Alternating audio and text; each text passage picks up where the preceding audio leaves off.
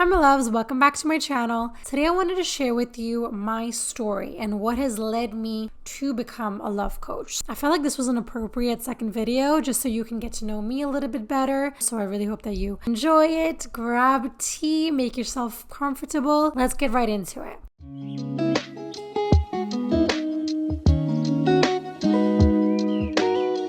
Before I get into the story, I want you to know that there's no ill intent with talking about my experience in this way. It is only to share what my soul experienced, and there's no right or wrong. Let's get into it. Growing up, I always felt like I did not belong in my family. And it was such a strong feeling, and I don't know where it came from, but I used to always listen to them. I used to watch them because I was an empath and I was a phenomenal observer. And I always felt like something was off. I always felt like I knew all the answers. They were so disconnected from themselves and from reality, and they held themselves back. And I could see this as a 5-year-old. Here comes the truth pill. My mom is a narcissist. And my dad, he's emotionally unavailable. Let's say I come crying to my father. He doesn't want to hear it. He cannot deal with emotions, and therefore he is unavailable to my emotions. And then my mother was somebody who had caught in cold behavior. She did not really know how to regulate her emotions, and she would always come to me for advice.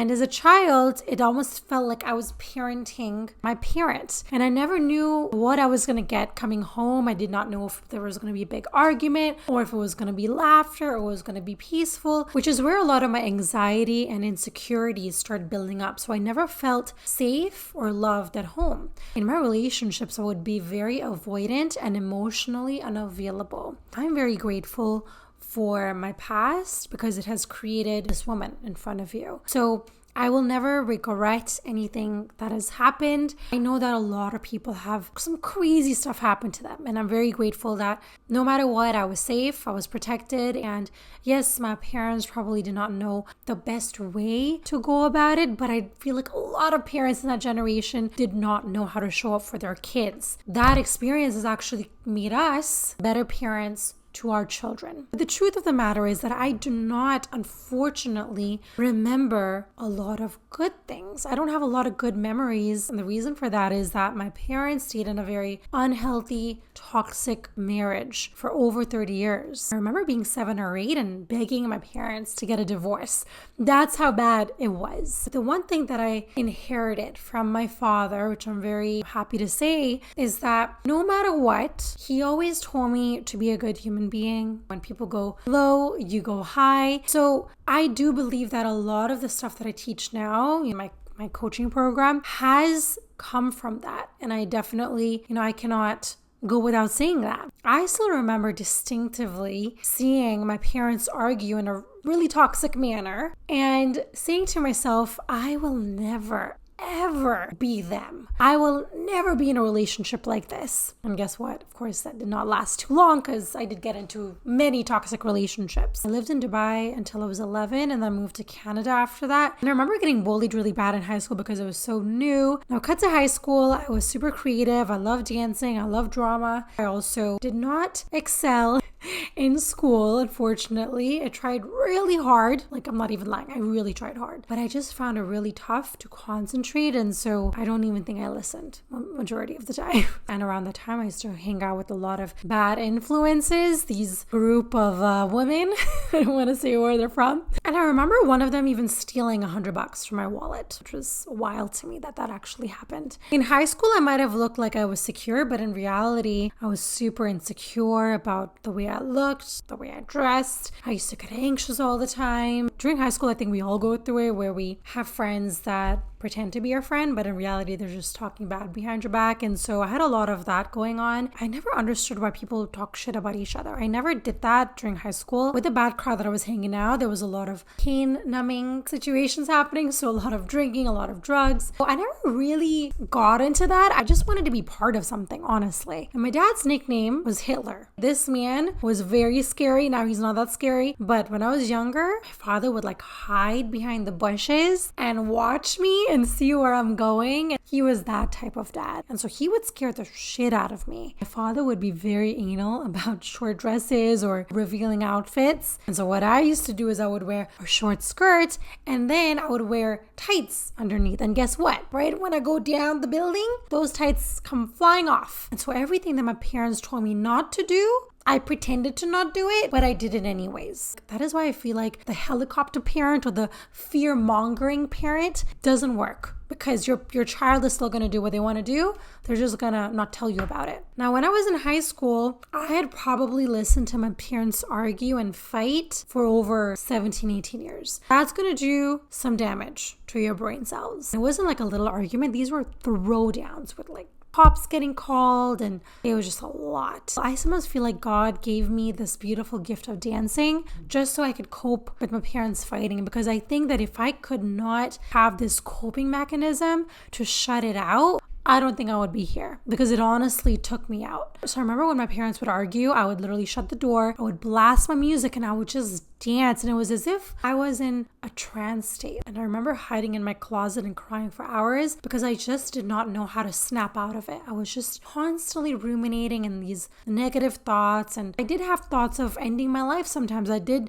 just want this chaos to end. I was over it. So that led me to stop eating. It led me to pretend like I was cutting. It was funny because, it's not really funny. But at one point, I was like, what do I do to get my parents' attention? I just want them to see me, and they just weren't. And so I was willing to cut myself for them to notice me. But of course I was too scared to cut myself because I did not want to hurt myself. But that's how dark this got. Let's cut to after graduation, where I innately knew that getting a degree is not going to bring me happiness, because I did not know what I wanted to do. And thank God I had the common sense to be like, don't do it right now. You're good. So when all of my friends are in university, I was like, I want to go to India and I want to be a Bollywood actor and a dancer. I want to do something creative. That was what was going on in my mind. So I begged my parents, please, please, please take me there. I want to go. When I came back to Canada, I got a job in Emirates and I traveled the world for over 6 or 7 years. And it was honestly the best time of my life. I'm so grateful that I got to live that experience, because I know a lot of people die to become a flight attendant and to travel the world for free. So we'll always cherish that. I had 2 serious relationships in Dubai. They both were pretty much unhealthy, unfortunately. And one of them was my lovely ex-husband. We basically got married here. We moved back to Toronto during the pandemic. That's a whole different story. And he gave me one of the best gifts that anyone could have ever given me, which is my daughter. And I'm super grateful to have met him, even though it did not last as long as I would have liked. He came into my life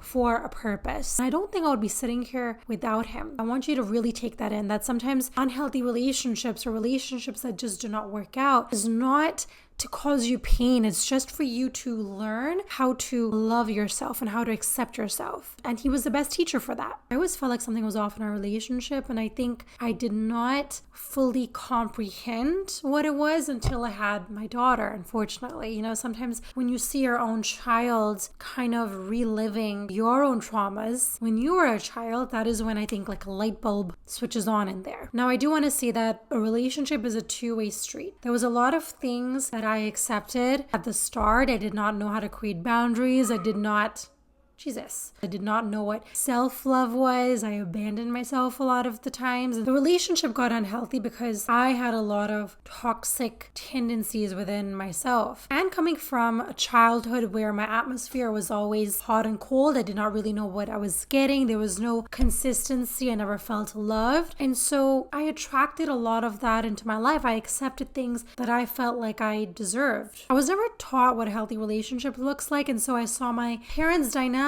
and I repeated that whole scenario all over again. When I was going through the separation, I was super angry at myself, at my life, at my I was just angry at everybody. And all my life, all I've wanted was to have a healthy, happy relationship, was to have a beautiful big home with lots of noise, with lots of good food, and just a good time. So when I came to terms with the truth, is that I'm not in the relationship that I thought I was in, and that experience catapulted me into my dark night night of the soul, which is where my identity was pretty much getting ripped out of me and I wasn't who I thought I was. And so when I completely hit rock bottom, I didn't have a job because I just came out of my 18-month maternity leave. I didn't have a place to go because I decided I want to leave. And so I needed to find a place now. It was a lot, came at once. And I remember at the time going to daycare to drop my daughter off, and Wayne Dyer came up in the podcast and I started listening to him, and it was as if he was talking to me. I can't even explain it. And I was so grateful that he came to my life. And I just fell in love with his messages. And he was a father that I never had. And he came to me. Oh my God, I'm going to get emotional.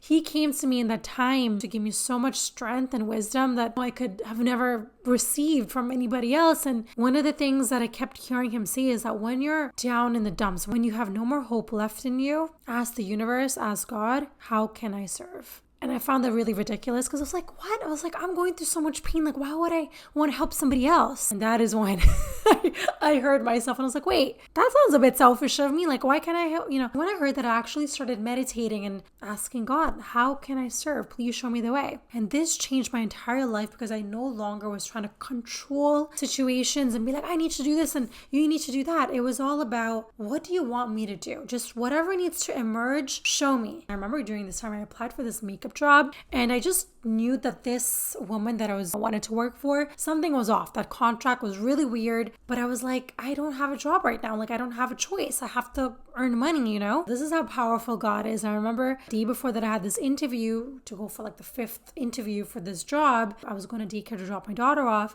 in -40. It was like in January or Feb. It was super cold. And I remember, this is like the most traumatizing experience of my life, but I'm going to share it. I had her on my hip and I was going down the stairs, and I still don't understand how I slept, but I literally flew in the air and I fell on the cement on my back. Lord, it was one of the most painful things I've ever been through in my life. And giving birth to my daughter was a piece of cake compared to this. And I remember being in -40, and the worst part was not even my fault, was seeing my daughter in ice cold. She was obviously scared, so she was crying, and I couldn't get up. I could not move my body because it was so painful, and all I could think of was my daughter. Like, she's gonna freeze to death. You always hear about mother instincts, or the power that mothers have. All that power came to me in that time, like power that I don't even think a man is capable of doing. I picked her up, got her in the car, could barely move because it was so painful. I think I can still remember that pain because it doesn't leave you. And I got her to the daycare, called 911, and it's safe to say that I did not get that job. And I was annoyed at the time, but I realized now that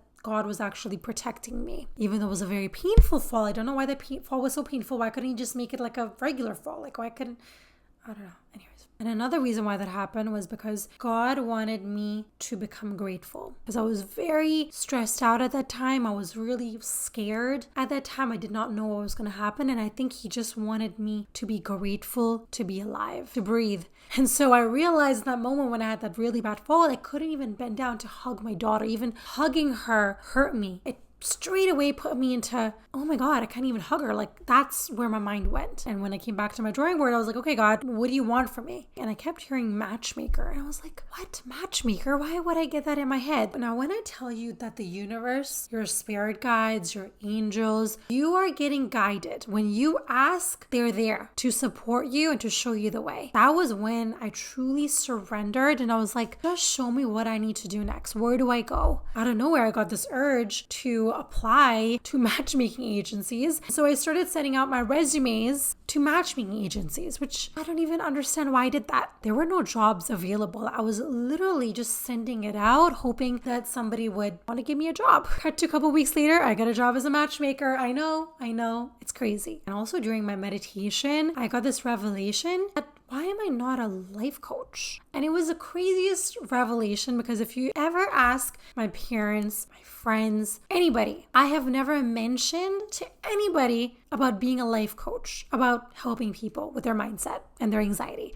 I have never talked about it in my entire life. For some reason, when I asked for what my purpose was, I just knew instantly. That is why I always tell people, you know what your purpose is. You're already doing it, which made so much sense to me because I was somebody that would always give everybody advice and I always wanted to help people and I wanted to, make them the best version of themselves. And so during the time, I also got a certification as a life coach. I was working as a matchmaker and I was working with all of these successful men and women who had everything, house, money, car. But the only one thing they struggled with is relationships. And I organically had one of my clients asking me to coach him. And I was like, this is so weird. I just did a life coaching course and now somebody's asking me to coach him. And I got another realization that, hey, why don't you start your own business? The right people came into my life. I said yes, I surrendered, I took a chance on myself, and here I am. And investing into a coach during that period of time where I was going through a divorce, I was stressed out with, my finances. I don't know where I was going to go, where I was going to be. I was looking after another human being. I was dealing with co-parenting. It was a lot happening at the same time. And that is when I decided to sell my mother's gold to pay for my coach. And I know this sounds crazy, but when people say I don't have the money, I'm too busy, I'm like, no, you're not making the time for it. You have the resources available. You're just too lazy to do it. Or you have not hit rock bottom like I did. And sometimes us human beings need a good rock bottom for us to snap out of it. Some people get 6 months to live or you lose your job. These things are not happening to cause you pain, but they're really there to up level, to expand your soul. Two things that I want you to take away from the story is, number one, the power is within you. You have the power to change this narrative. Oh, I'm in, unhealthy, toxic relationships I cannot get out. Yes, you can. All the men on dating apps are horrible. No, they're not. When you change the way you think and when you work internally, that is when your external reality will change as well. And secondly, the path that is really scary for you and that makes you feel nervous is the path that you're meant to be on. Saying yes to my coach completely transformed my life. And it's not even about doing the program, but it's about having that confidence in yourself to say, yes, I'm going to invest into myself, and also knowing that you are worth it. That's it for this video. I really hope that you enjoyed my story, you learned something from it, and it maybe inspired you. Thank you for spending time with me. If you do want to find out how to work with me, then check the link down below, and I'll see you guys in my next one.